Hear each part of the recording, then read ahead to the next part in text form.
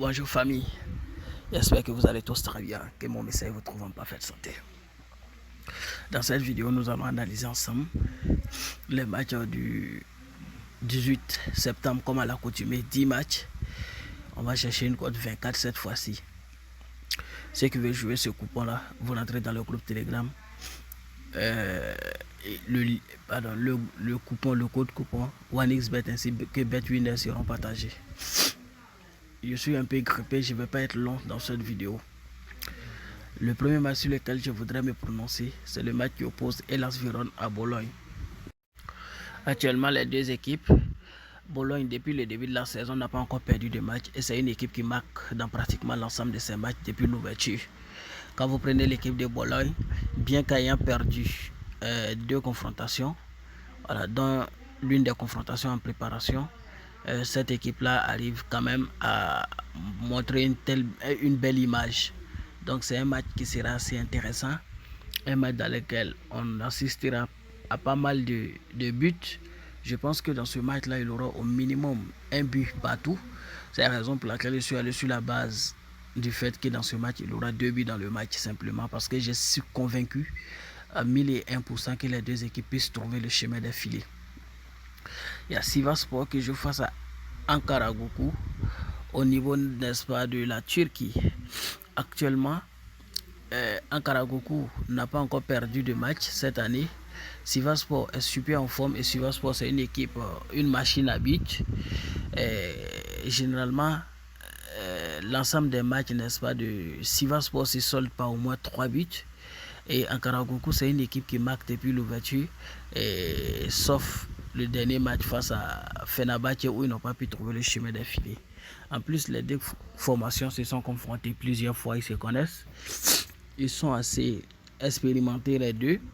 Et Sivasspor fait toujours belle impression quand ils croisent l'équipe de Ankaragucu.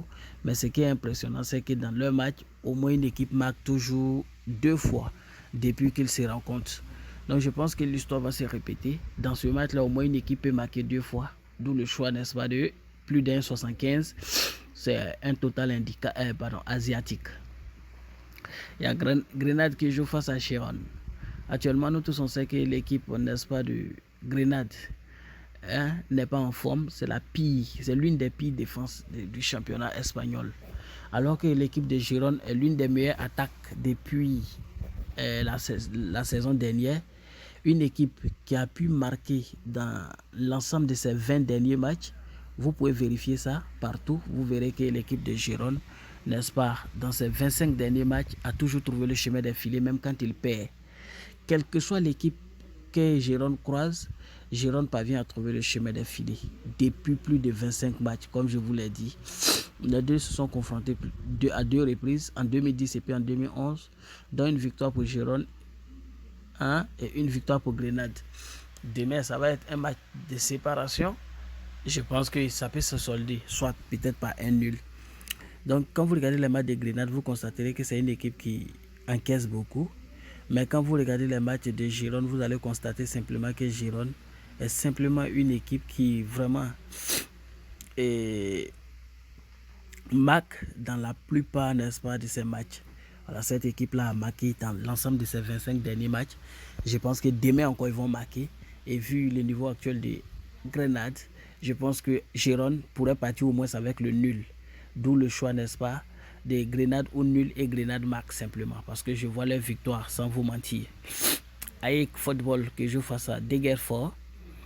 Ici, c'est au niveau, n'est-ce pas, de Suède. Un match assez intéressant. 2 équipes actuellement antagonistes, je vais dire diamétralement opposées. AEK très en forme actuellement. Degerford n'est pas à son meilleur niveau. Cependant, les 2 équipes sont assez expérimentées et les 2 peuvent toutefois trouver le chemin des filets. Mais AEK peut marquer au moins 2 fois. Et AEK pourrait remporter ce match. D'où le choix, n'est-ce pas, de AEK ne perd pas ce match et il aura au moins 2 buts dans le match. Nottingham Forest à Burnley. Burnley a toujours chicoté ou au moins obtenu le nul avec en confrontation directe avec Nottingham Forest. Cependant, Burnley actuellement, depuis son montée, ça ne va pas. Ça ne va pas du tout. Ça ne va pas du tout. En match de coupe, ils ont pu gagner, n'est-ce pas, Nottingham Forest 7. Mais il faut savoir que depuis le début de la saison, ils n'ont pas encore, n'est-ce pas, gagné de match et c'est assez crucial. Nottingham Forest fait plutôt bonne impression après avoir renversé Chelsea. Hein? Joué jusqu'à dans les dernières minutes avec United, renversé Sheffield et jouer encore jusqu'à les dernières minutes avec intensité face à Arsenal. Je pense que dans ce match-là, ça sera difficile pour eux de perdre. Ce sera difficile pour eux de perdre. Je sais qu'ils vont marquer. Et comme Burnley est assez à l'aise quand elle croise cette équipe, je pense que Burnley également trouve le chemin des filets. C'est un match dans lequel je vois également les deux équipes marquer. Vous voyez? La Burnley les fatigue. Et dans l'ensemble de leurs matchs, vous allez constater qu'il y a au moins 2 buts par match. Mais je ne suis pas allé sur cette base, je suis allé sur la base du fait qu'au moins une équipe va gagner. Parce que, en effet, voilà, Burnley les gagne pratiquement plus que toujours. Mais Nottingham Forest est plus en forme actuellement que Burnley. Et je pense que Nottingham Forest peut surprendre demain en renversant l'équipe de Burnley. Il y a Bastiva Porto qui joue face à Chiev. Ici, je vois simplement la victoire de Bastiva Porto. Cette année, super en forme.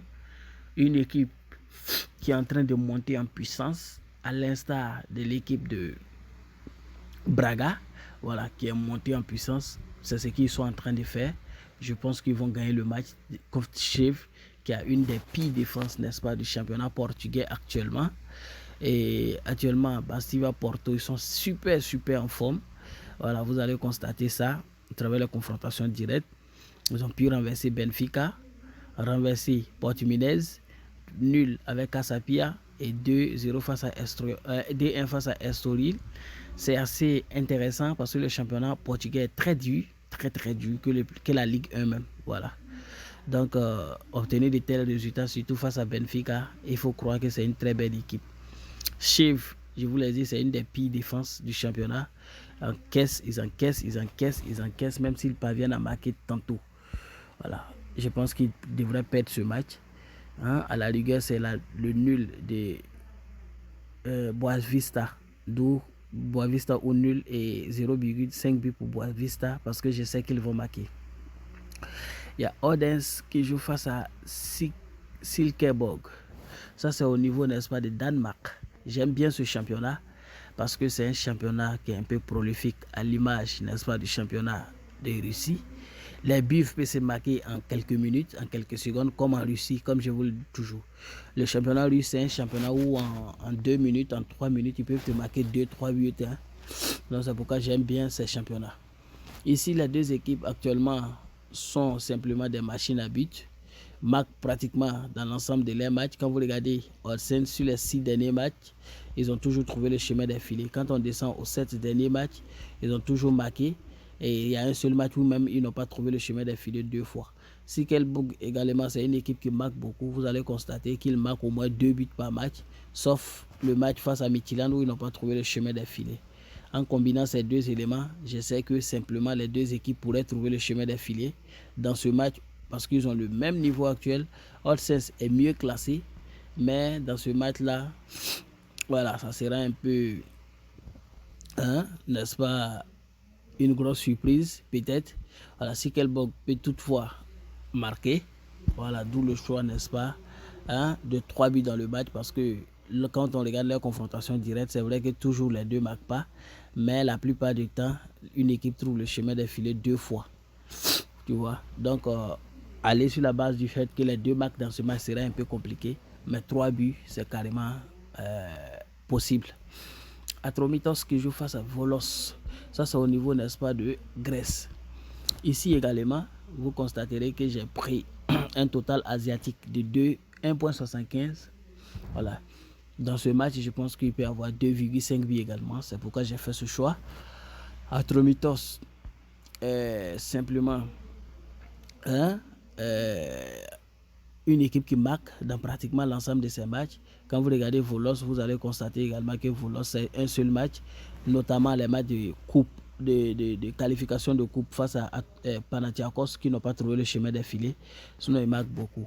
En plus, les deux équipes se sont confrontées déjà dans pas mal de fois.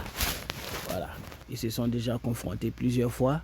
Et les deux équipes là, quand ils se confrontent, vous constaterez qu'au moins une équipe marque 2 fois dans la plupart des rencontres. Voilà, donc demain, je pense que l'histoire va se répéter. Et au moins les 1,75, on peut les obtenir. Il y a Bahia qui joue face à Santos.